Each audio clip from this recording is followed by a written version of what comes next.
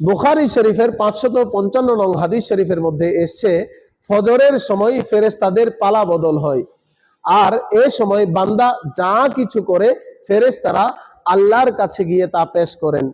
এক হাদিসে রাসূল করিম সাল্লাল্লাহু আলাইহি ওয়াসাল্লাম বিষয়টি চমৎকার ভাবে তুলে ধরেছেন।